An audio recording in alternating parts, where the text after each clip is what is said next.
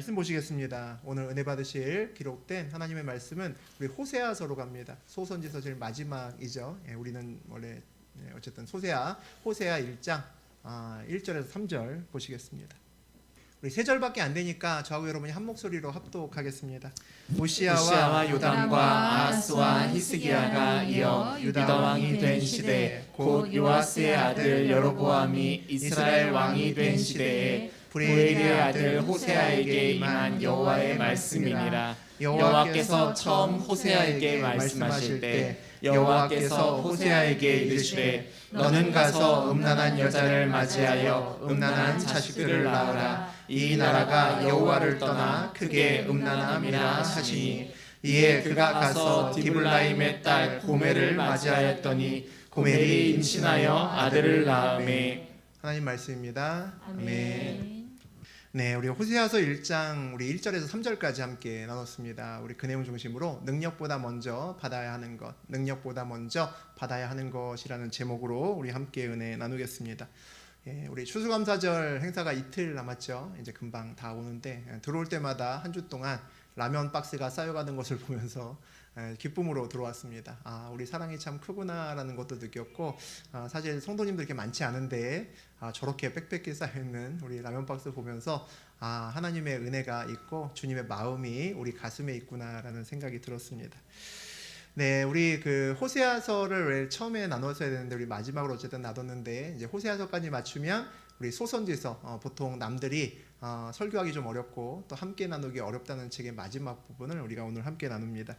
호세아는 유일한 북왕국 출신 선지자입니다. 우리 북왕국과 남왕국이 있죠. 북이스라엘과 남유다가 있는데 대부분은 남유다 쪽의 선지자고요. 북왕국 출신의 선지자, 물론 이제 이 성경에 나오는 이름 말고도 또 있었겠죠. 하지만 성경책에 보면 이 선지서들 중에서 우리 호세아만 북왕국 출신의 선지자고, 북왕국을 대상으로 북이스라엘 대상으로 회개하라, 하나님의 심판이 가까이 왔다 얘기하는 사람이 호세아입니다. 이 북왕국을 이제 다시 하나님께로 돌려보내기 위한 선지자가 하나 더 있었습니다. 우리 이전에 다루었던 아모스가 그랬습니다. 근데 아모스는 남왕국 출신입니다. 그래도 어쨌든 그도 북왕국에 와서 북왕국 사람들을 설득시키고 거기에 하나님의 말씀을 전했던 또 다른 선지자죠. 그 둘만 빼놓고는 전부 다 이제 남왕국을 주로 하나님께 돌려보내기 위해서 애썼던 선지자들입니다. 호세아가 활동했던 시기는 뭐 아모스하고 거의 비슷한데, 이 시대는 북이스라엘이 가장 잘 나갔던 시기입니다. 가장 잘 나갔던 시기에 와서 어찌 보면 심판의 최후 통첩을 했던 그런 시기입니다.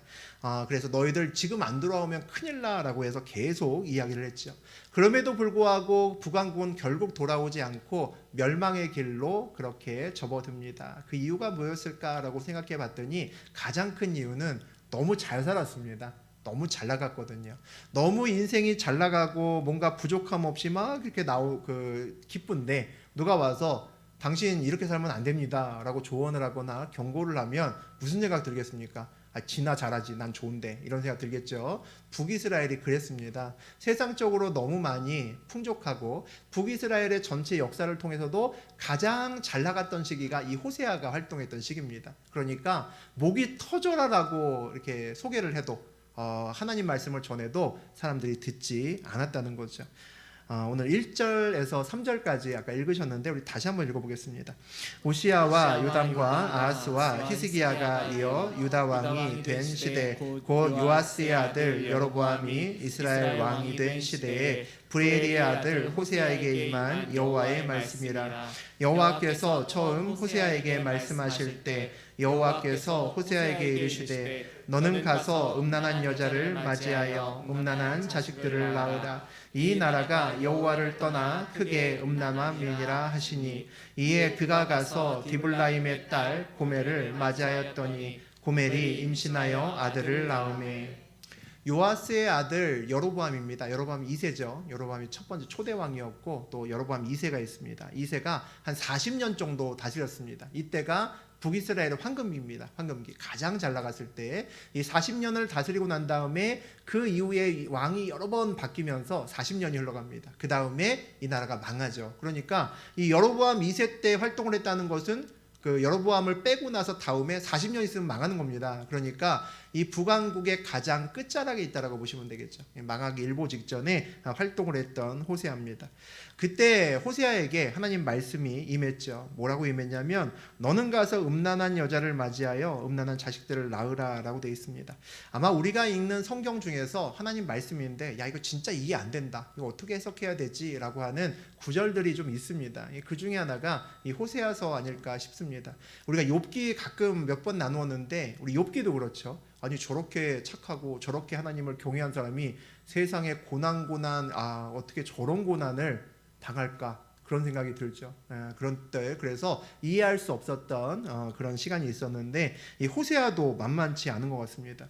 정말 신실했었거든요. 호세아는 신실한 하나님의 사람이었습니다. 정말 순종하는 사람이었습니다. 그런데 그에게 음란한 여자하고 결혼하라라는 말도 안 되는 이야기를 하는 거죠.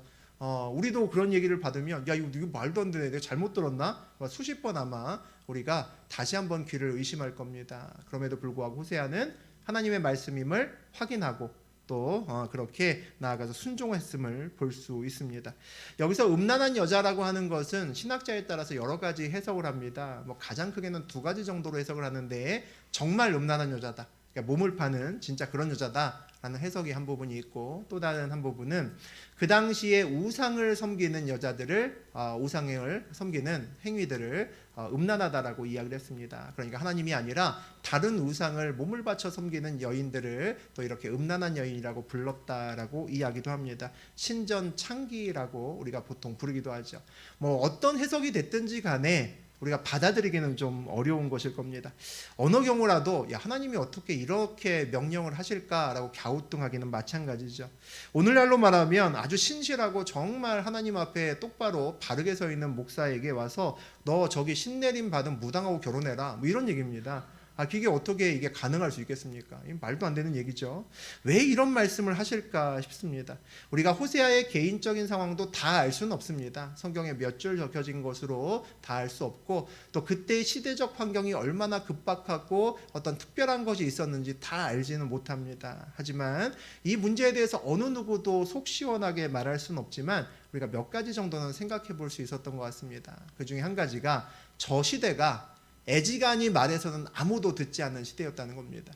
정말 시대는 급박하고 좀 있으면 망하고 그 계획이 모두 다 결정되어 있어서 모든 이들이 정말 무릎 꿇고 돌아오지 않으면 멸망을 피할 수 없는 심판대가 점점 가까이 오고 있는데 애지간히 말해서는 아무도 안 믿는 겁니다. 아무도 안 믿을 뿐만 아니라 아예 귀를 열고 들을 생각도 하지 않는 거죠. 그러니까 하나님의 말씀이 우리 호세아에게 임할 때는 모든 사람이 주목하게 만들고 모든 사람들에게 충격적인 어떤 삶의 이야기로서 그 하나님의 말씀을 증거할 필요가 있었던 시대였다라고 볼 수 있습니다. 그래서 그 말씀을 우리는 이해하기 힘들지만 호세아가 믿음으로 살아내야 됐던 그런 한 사람이었을 겁니다. 호세아는 그 음란한 여인이 나중에 집을 나가고 아내로서는 있을 수 없는 행동을 했음에도 불구하고 그 아내를 다시 데리고 와서 다시 같이 살게 하라는 하나님의 말씀에도 순종을 합니다. 그 호세아의 삶의 전반적인 이야기를 통해서 주변 사람들에게 주목을 받게 했고 그 삶의 이야기로서 하나님의 말씀을 삶으로 증거했던 사람이 호세아라고 보시면 됩니다. 우리 주변에도 그와 똑같지는 않지만 우리의 주목을 끄는 그런 인생길들이 중간중간에 있습니다. 식물인간이었다가 깨어나서 평생을 베트남에 가서, 우리나라 사람들도 아닌데 베트남 사람을 평생을 목숨 걸고 섬겼던 장효나 선교사님이라고 계십니다. 우리가 언제 한번 모셔서 말씀드릴 날이 있을 겁니다. 그 놀라운 선교사님도 계시고, 또 우리 TV에서 가끔 보셨던 이태석 신부님도 계시죠. 울지마 톤즈. 평생을 암에 걸려서 마지막 날까지도 의료 봉사하면서 신부님으로서 아프리카에 있는 수단에 있는 사람들을 살리면서 그의 인생을 마감했던 그런 분들도 계십니다. 그리고 우리도 또 잘 아는 아들을 죽인 살인자를 양아들로 삼았던 손양원 목사님, 이런 분들도 계십니다. 그런 분들을 보시면 도대체 어떻게 저렇게 살 수 있을까라고 생각이 듭니다. 이해할 수 없는 삶을 사신 분들이죠. 그럼 이해할 수 없는 삶을 사셨다는 것은 다시 보면 그 안에, 그분들의 인생길 안에 하나님의 이해할 수 없는 호세아와 같은 명령이 있었다는 겁니다. 그 명령을 붙들고 살아내신 분들이기 때문에 우리가 주목해서 보고, 또 그 이해할 수 없는 삶을 통해서 우리가 뭐를 받습니까? 사실 은혜를 받죠. 야, 참 놀랍다. 그들의 삶을 통해서 하나님의 사랑과 향기를 우리가 느낄 수밖에 없습니다. 공통점은 모두 다 하나님이 풍성하게 드러난다라는 데 있죠. 때로 하나님께서 우리를 특별한 상황으로 이렇게 몰아가실 때가 있는 것 같습니다. 그때가 우리가 하나님의 하나님의 마음을 조금이라도 좀 알 수 있는 그런 때가 아닌가 싶습니다. 우리가 요나가 있죠. 요나 수요일 날도 잠깐 나누었는데, 우리 요나가 자기가 정말 싫은데 하나님이 강권해서 억지로 명령을 내리십니다. 너 가서 니느웨에 가서 그들을 회개하게 해라. 그리고 40일 동안 기다려도 회개하지 않으면 내가 거기 망한다고 전해라 라고 이야기를 합니다. 그래서 정말 가기 싫었는데, 정말 도망가려고 했었는데 어쩔 수 없이 끌려오죠. 그래서 니느웨를 돌면서 이야기를 하는데, 원래는 3일을 충분히 돌아도 다 돌지 못할 만큼인데 하루만 살짝 돌죠. 대충 그냥 한나절 돌고 와서 끝냅니다. 그런데 왕에서부터 종까지, 심지어는 가축들까지 죄를 뒤집어 쓰고 다 회개를 합니다. 이거 쉽지 않은 일이 벌어진 거죠. 그 모습을 보고 요나는 더 마음이 불편해집니다. 이것들이 망해야 되는데 전부 다 회개를 하는 거죠. 니느웨가 회개하는 모습을 보고도 우리 요나는 포기하지 않습니다. 그래도 얘네들이 망할 가능성이 꽤 있어 라고 생각하는 거죠. 그래서 말씀 전했으면 가면 되잖아요. 안 갑니다.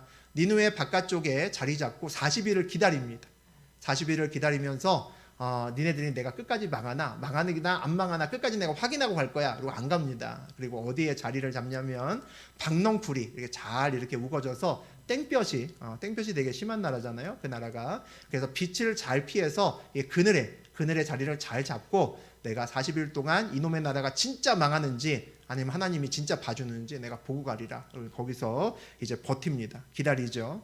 그러던 어느 날에 하나님께서 벌레들을 보내서 그 박넝쿨들을 이제 자고 있을 때, 아직 해가 뜨기 전에 우리 요나가 자고 있을 때 전부 다 갉아먹어 버립니다. 어저께까지 시원한 그늘이었거든요. 덥지만 그 안에 있으면서, 우리 이스라엘 같은 데 이제 나중에 가시게 되면, 우리 성지순례 언젠가 가겠지만 밖에는 진짜 더운데 그늘에는 괜찮습니다. 견딜만 해요. 밖에는 막 40몇 도 막 이런데 그늘에 있으면, 가만히 있으면 그냥 괜찮거든요. 그런 그늘에 있었습니다. 이제 땡볕에 놓이게 됐죠. 아마 눈이 부셔서 뜨거운 볕에 깜짝 놀라서 깼을 겁니다. 어제까지 머리 위에 있었던 박넝쿨이 사라졌습니다. 그랬더니 요나가 뭐라 그러냐면, 차라리 죽는 게 낫겠다. 차라리 하나님 날 죽이시옵소서. 막 이렇게 이제 또 불평하기 시작합니다. 그 요나에게 하나님이 말씀하시는 장면입니다. 요나서 4장 10절 11절 보죠.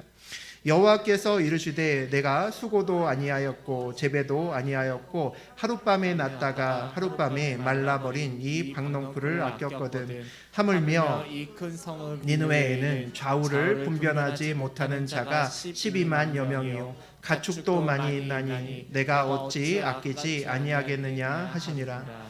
하룻밤에 말라버린 그 박넝쿨 때문에도 요나가 나 차라리 죽었으면 좋겠다, 그렇게까지 불평하고 이야기를 합니다. 그런데 그에게 하나님이 말씀하시는 거죠.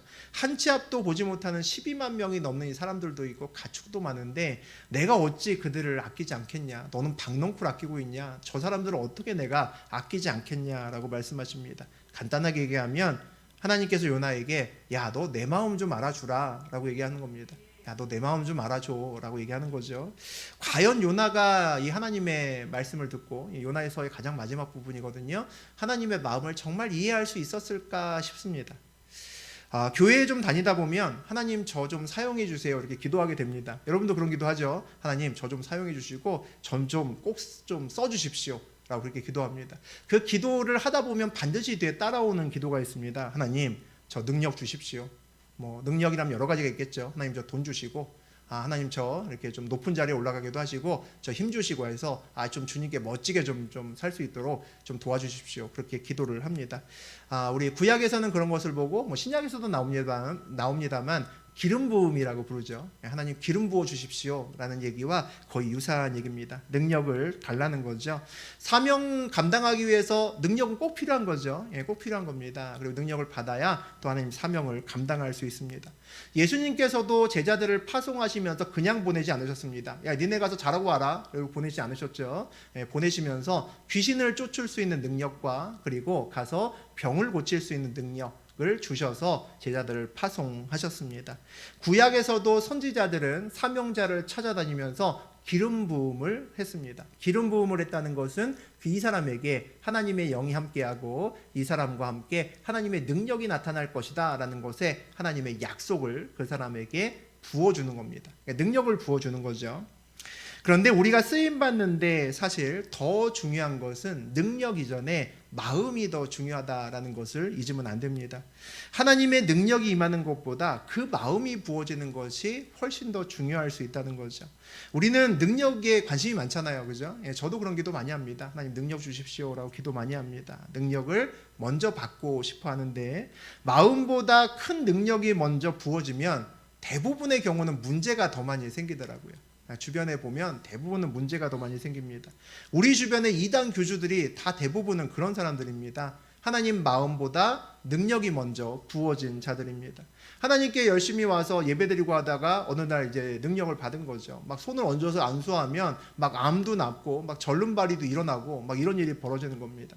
하나님이 환상을 통해서 또 꿈을 통해서 알려주는데 막 미래의 일을 알려주는 겁니다. 그러니까 가서 박 집사님 얼마 있다가 큰일 당할지도 모르니까 이거 조심하세요. 그러는데 정말 그게 일어나는 거죠. 그러니까 어떻게 되겠습니까? 많은 사람들이 그 사람의 말을 듣고 이제 쫓아다니기 시작합니다. 뭐 주변 사람들 입장에서는 야 하나님이 진짜 크게 쓰시는 사람이다, 영웅이다 이제 이렇게 되는 거죠. 예, 그 사람이 큰 능력을 받고 나니까 어떤 생각이 듭니까? 아 나는 영웅을 넘어서 야 제2의 그리스도인가봐 이제 이런 생각이 드는 거죠. 예, 그래서 전부 다 이제 교주가 되기 시작합니다. 자기의 능력이 아니라 하나님의 능력인데 하나님의 능력으로 하나님의 일을 하는 것이 아니라 자기 삶을 더 잘 살기 위해서 이제 애를 쓰기 시작합니다. 부귀영화를 어떻게 하면 더 누릴까? 여기에 하나님이 주신 능력을 사용하기 시작한다는 거죠. 그들이 이제 먼저 돌아가신 분들도 있고 또 죽을 날이 얼마 남지 않은 사람들도 있는데 저 사람들 죽으면 어떻게 될까 참 가슴이 아프기도 합니다. 예수님께서 유다에게 예수님을 판 사람에게 하신 말이 있거든요. 차라리 태어나지 않았으면 더 좋았다라는 말씀을 하셨습니다. 그들을 위한 말씀일 수도 있겠다라는 생각이 사실은 들기도 합니다. 교회에도 사실은 비슷한 사람이 많이 있습니다. 한때 어려워져서 교회를 찾던 사람들이 그 위기를 벗어나고 성공하게 되면 교회를 떠나는 사람들이 생각보다 많습니다. 우리는 계속 여기 있으니까 우리 입장에서는 야 저분이 새신자인데 얼마 안 됐는데 저 어려운 일을 가지고 기도했는데 저 계좌 해결되면 믿음도 되게 좋아지고 신앙도 되게 깊어지겠지라고 기대하게 되는데 그런 분들도 계시는데 그냥 떠나시는 분들도 생각보다 꽤 많더라고요. 왜 그럴까라고 봤더니 능력만 구하고 능력 받으니까 가는 겁니다. 능력 구하고 이거 문제 해결 때문에 왔는데 해결된 거죠. 그러니까 거기 계속 있을 필요가 별로 없는 겁니다. 하나님을 무당이나 우상쯤으로 생각하는 거죠. 우리 기가 막히게 용한 무당이 있다. 안 가시겠지만 기가 막힌 용한 무당이 있다. 그럼 언제 가겠습니까? 힘들 때 가잖아요. 문제 해결 받을 때 갑니다. 문제가 생길 때 가죠. 내가 잘 나갈 땐 안 갑니다. 뭐 묻고 싶은 거 없잖아요. 문제 없이 뭐 평안하고 돈 잘 벌고 평안한데 굳이 가서 괜히 복채 던져주면서 물어볼 필요 없죠. 문제 해결받고 나서 하나님께 복채 던지듯이 두둑하게 헌금 한번 하고 가면 되지 뭐. 감사함을 표현하고 가면 되지 뭐. 그렇게 생각하는 사람들이 생각보다 많습니다. 이 능력은 엔진이고 자동차로 치면 엔진이고 구동 장치입니다. 내비게이션은 고장 났는데 엔진은 너무너무 막 출력이 넘치는 겁니다. 그러면 사고 나지 않을까요? 사고 날 가능성이 굉장히 높습니다. 우리 아주 젊은 날의 사춘기 때가 보통 그런 때라고 이야기도 하죠. 엉뚱한 곳으로 빠르게 달려갈 수 있기 때문에 훨씬 더 위험한 상태입니다. 목적지와 방향을 모르면 차라리 엔진이 부실하던가 잠시 고장 나는 것도 나쁘지 않습니다. 그러면 이상한 데로 가 있지는 않기 때문이죠. 마음이 부어진다는 것은 방향과 목적이 부어진다는 겁니다. 하나님의 마음이 부어진다는 것은 하나님의 목적과 방향이 그 사람의 마음에 심어진다는 거죠. 다시 말하면 내비게이션이 있는 인생길이 된다는 겁니다. 그래서 우리의 인생길은 늘 하나님의 기름 부으심보다 먼저 하나님의 마음이 부어져야 됩니다. 그래야 먼저 방향과 목적을 분명히 할 수 있습니다. 보통 인생을 살아가면서 능력이 부어지는 데는 우리 생각보다 그렇게 많은 시간 필요 없습니다. 능력이 부어지는 데는 생각보다 많은 시간이 소요되지 않습니다. 그런데 인생의 방향과 목적이 부어지는데 하나님의 마음이 부어진 데는 생각보다 오랜 시간이 걸리더라고요. 아마 우리의 능력을 바꾸는 것보다 마음 바꾸는 것이 훨씬 더 어려운 것 같습니다. 그래서 그 시간이 훨씬 더 길었던 저도 그렇고 아마 여러분도 그런 기억이 나실 겁니다. 능력이 중요하지 않은 것은 아니지만 가만 생각해 보면 사명에 비해서 내 능력이 적다라는 것은 큰 문제가 되지 않는 것 같습니다. 우리 세상적으로도 우리 좀 있으면 뭐 대통령 선거할 텐데 누가 대통령이 되든지 간에 대통령이 우리나라에서 제일 돈 많고 제일 머리 좋고 제일 능력 많고 뭐 그런 사람이 대통령 되는 거 아니잖아요. 그죠? 네, 그런 거 아닙니다. 물론 뭐 일반 사람들보다는 똑똑하고 이런 사람이 되지만 그 대통령이 되면 그 사람의 부족한 부분은 다른 사람들이 얼마든지 채울 수 있습니다. 내가 사명이 있는데 저 사명 내가 어떻게 감당하지? 걱정할 필요 없습니다. 내가 부족하면 하나님께서 능력 있는 사람을 나에게 붙이십니다. 붙이시면 그 사명 넉넉히 우리가 감당하고도 남음이 있습니다. 그러니까 더 중요한 것은 능력이 아니라 뭡니까? 방향성과 목적입니다. 그건 내가 분명해야 되는 거죠. 남 따라가면서 사명 감당할 수는 없거든요. 내 사명이라고 하는 것은 나의 목적과 방향이 분명한 길을 내가 걸어간다는 겁니다. 그 길을 걸어갈 때 부족하면 하나님이 중간에 돈도 주시고 부족하면 다른 사람을 붙이셔서 험난한 길이다 할지라도 그것을 넘어가게 만드십니다. 그러니까 기름 부음보다 먼저 필요한 것은 하나님의 마음인 거죠. 하나님의 마음이 먼저 부어져야 됩니다. 진짜 그리스도인이라면 하나님이 살아계심을 알고 천국과 지옥이 있음을 아는 사람들입니다. 예수 그리스도를 믿음으로 나는 천국 간다라는 것을 정말 믿고 그렇게 생각하는 사람들이죠. 그래서 예수님도 우리들에게 또 제자들에게 이런 명령을 하셨습니다. 우리 마태복음 28장 19절 20절 읽습니다. 그러므로 너희는 가서 모든 민족을 제자로 삼아 아버지와 아들과 성령의 이름으로 세례를 베풀고 내가 너희에게 분부한 모든 것을 가르쳐 지키게 하라. 볼지어다 내가 세상 끝날까지 너희와 항상 함께 있으리라 하시니라. 뭐 그리스도인이라면 아마 많이 읽으셨던 내용이고 또 설교 중간에 많은 목사님들이 하시는 이야기입니다. 대위임령이라고도 이야기를 하고, 그러니까 하나님께서 예수님께서 천국에 가시기 전에 그의 제자들에게 너희 이거 꼭 해야 된다라고 가장 큰 명령을 주신 것이 저겁니다. 모든 민족을 제자로 삼고 세례도 베풀고 예수님이 그동안 말씀하셨던 것을 모두 가르쳐 지키게 하라라는 것이 예수님의 명령이라는 거죠. 그런데 이 말씀을 들어도 제자들도 그랬고 또 우리들도 그랬고 저걸 들어도 사실은 마음속에 그냥 뜨뜨미지근합니다. 그렇지 맞는 말씀이죠. 다 뭐 쉽게 얘기하면 뭡니까? 전도하고 선교하라는 얘기잖아요. 참 신기한 것이 이게 제일 중요한 말씀이라는 거 압니다. 예수님께서 우리에게 하신 말씀이 너희들 열방 끝까지 가서 전도하고 선교해라고 말씀하고 가셨잖아요. 그러니까 예수님의 명령 중에서 제일 중요한 게 저거거든요. 그러니까 우리가 살면서 저거 해야 되는 겁니다. 그런데 중요하다는 건 다 아는데 저거 가지고 마음이 뜨거운 사람이 생각보다 별로 없다는 거죠. 별로 없습니다. 중요한 건 아는데 마음이 잘 뜨거워지지 않는다는 겁니다. 당시 제자들도 그랬던 것 같습니다. 이 이야기 듣고 그래 내가 온 세계를 교구 삼아 진짜 내가 땅끝까지 가서 모두를 전도하리라. 물론 그랬던 사람도 있지만 대부분은 별로 그렇게 생각하지 않았던 것 같습니다. 제자들이 진짜 생명 걸고 전도하고 선교한 것이 언제부터냐면 성령님이 오신 다음부터입니다. 성령님이 그들의 마음속에 온 다음부터 그들이 바뀌기 시작했습니다. 성령을 받았다는 것이 뭘까요? 거룩한 영이 저하고 여러분의 마음속에 들어온 거잖아요. 다시 말하면 오늘 얘기 주제죠. 하나님의 마음이 부어진 겁니다. 그것이 성령에 임재하는 거죠. 그래야 우리의 삶의 목적과 방향성이 바뀌기 때문입니다. 하나님의 마음이 부어져야 정말 전도하고 선교하는 게 그냥 습관이 아니라 그냥 뭐 교회에서 좋은 일 하니까 뭐 전도 뭐 하고 선교 위해서 헌금하고 뭐 이런 것이 아니라 마음이 뜨거워져서 정말 전도하고 선교를 할 수 있거든요. 우리 밖에 라면 박스 쌓아져 있는데 저 라면 박스만 봐도 막 괜히 막 배가 부르고 막 기분이 좋고 그렇게 모두 다 사실은 되셔야 되는 겁니다. 하나님을 만난다는 것이 처음에는 하나님이 진짜 살아계시구나라는 것을 아는 거라고 생각했습니다. 저는 그거라고 생각했습니다. 그런데 그거 아는 걸로 인생이 바뀌지 않더라고요. 잠시 놀랐습니다. 야 하나님 진짜 살아계시네. 깜짝 놀랐습니다. 전 안 살아계신 줄 알았거든요. 근데 그러고 나서 얼마 있으니까 은근슬쩍 제자리에 가 있는 겁니다. 삶이 별로 변화가 없는 거예요. 하나님을 만나고 나면 또 만나기 전에도 저는 몇 가지 이런 체험들을 했습니다. 야, 이거 놀랍네. 야, 하나님이 진짜 나 도와주셨나 봐. 막 이런 생각들이 듭니다. 와, 깜짝 놀랐는데 막 감사했죠. 감사금도 드렸습니다. 그런데 어느 날 보면은 원래 제자리로 돌아와 있는 겁니다. 여전히 예배는 가기 싫고, 여전히 헌금할 때는 좀 아깝고, 여전히 뭐 선교하자 그러면 뭐 시큰둥하고 여전히 그런 겁니다. 그런데 어느 날 하나님의 마음이 부어지니까 이게 좀 마음이 달라지더라고요. 하나님 마음이 부어지니까 드디어 내가 삶이 좀 바뀌는구나라는 것을 저는 그때 느꼈습니다.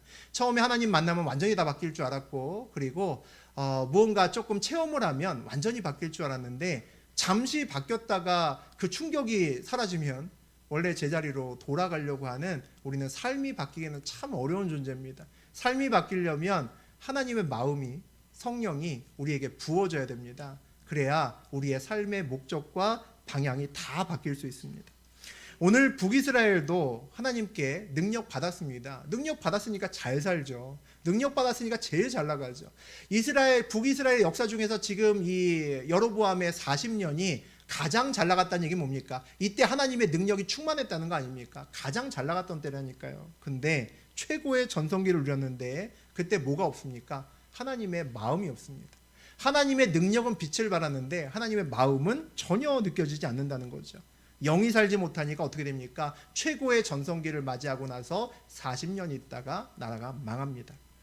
우리의 인생길도 마찬가지입니다. 영이 살지 않으면 결코 해피엔딩으로 끝나지 못합니다. 영이 살지 못하면 우리 삶이 절대로 행복하지 못합니다. 정말 하나님께 쓰임받고 싶다라고 생각하시는 분 분명히 있죠. 전부 그럴 겁니다. 저도 그렇습니다. 하나님께 쓰임받고 싶죠. 그러면 하나님 저 능력 주십시오라고 기도하시지 말라는 것이 아니라 그보다 먼저 하나님 아버지의 마음을 저에게 부어주십시오. 이 기도를 정말 많이 하셔야 됩니다. 하나님의 마음을 저한테 정말 부어주셔서 정말 복음이 없는 사람들을 보게 되면 마음이 아프고 저리고, 우리 가족 중에서 아직 예배당을 모르고 하나님을 모르는 그런 사람을 보면 가슴이 막 애려야 되는 겁니다. 하나님 주님의 마음을 저에게 부어주십시오. 그리고 정말 열방을 위해서 기도할 수 있는 마음이 생겨야 되는 겁니다. 하나님 나에게 능력보다 먼저 주님의 마음을 부어주십시오 라고 기도하는 이 밤 되시기를 주의 이름으로 축복합니다. 아멘. 네.